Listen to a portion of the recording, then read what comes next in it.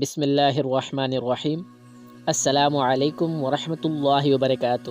ویسے تو ہر صحابی سے آپ کو پیار تھا، ہر صحابی آپ کا جانثار ساتھی اور محبوب تھا، لیکن بعض ایسے خوش نصیب بھی ہیں جن سے آپ صلی اللہ علیہ وآلہ وسلم کو خاص تعلق اور محبت تھی۔ ان میں حضرت علی رضی اللہ تعالیٰ عنہ کے ذات گرامی بھی ہے۔ دوستو، میرا نام ہے محمد اسامہ اور آپ دیکھ رہے ہیں میرا یوٹیوب چینل اسامہ آفیشیل۔ آج ہم حضرت علی رضی اللہ تعالیٰ عنہ کی ذات گرامی سے منسوب ایک واقعہ آپ کے ساتھ شیئر کرنے جا رہے ہیں، جس سے آپ کے علم و فضل کے مرتبے کو سمجھنے میں مدد ملے گی۔ دوستوں، ایک مرتبہ حضرت سیدنا عمر رضی اللہ تعالیٰ عنہ کے عہد خلافت میں ایک لڑکے کو زنا کے جرم میں سزا دینے کے لیے لے جایا جا رہا تھا۔ اسلام میں شادی شدہ زانی کے لیے سنساری اور غیر شادی شدہ کے لیے 80 کوڑے بطور سزا ہے۔ وہ لڑکا اونچی آواز سے پکار رہا تھا کہ میں بے گناہ ہوں، مجھے سزا نہ دی جائے۔ اسی اثناء میں حضرت علی رضی اللہ تعالیٰ عنہ کا وہاں سے گزر ہوا تو حضرت علی نے اس لڑکی کی پکار سن کر سرکاری اہلکاروں کو روکنے کا حکم فرمایا اور لڑکے سے پوچھا کیا معاملہ ہے۔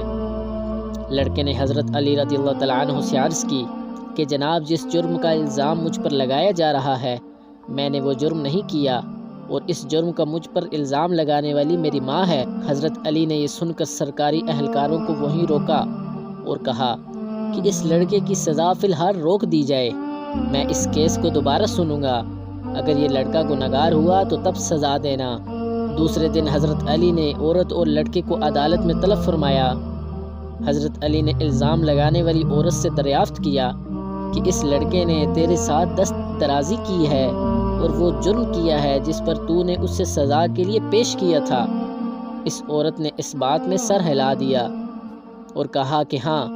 اس پر حضرت علی نے اپنا رخ لڑکے کی جانب موڑا اور اس سے پوچھا کہ یہ عورت تیری کیا لگتی ہے؟ اس نے کہا یہ عورت میری ماں ہے، جس پر عورت نے اس لڑکے کو بیٹا ماننے سے انکار کر دیا۔ اس عورت کے انکار پر معاملہ گمبھیر ہو گیا۔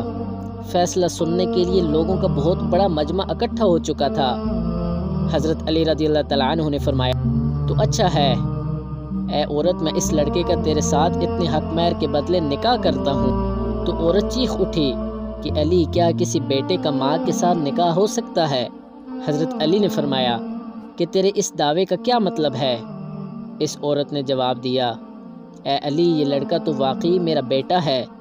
اس پر سیدنا علی رضی اللہ تعالیٰ عنہ نے فرمایا کہ کیا واقعی بیٹا اپنی ماں کے ساتھ دست درازی کر سکتا ہے؟ عورت نے کہا کہ ہرگز نہیں۔ تو حضرت علی نے پوچھا کہ تو نے اپنے بیٹے کے اوپر ایسا گھٹیا الزام کیوں لگایا؟ عورت نے جواب دیا، میری شادی ایک چھوٹی عمر میں امیر کبیر شخص سے ہوئی تھی، اس کی بہت زیادہ جائیداد تھی، یہ بچہ ابھی کم سن دودھ پیتا ہی تھا کہ میرا خاوند مر گیا، تو میرے بھائیوں نے مجھے کہا کہ یہ لڑکا تو اپنی باپ کی جائیداد کا وارث ہے، اس کو کہیں چھوڑ آؤ۔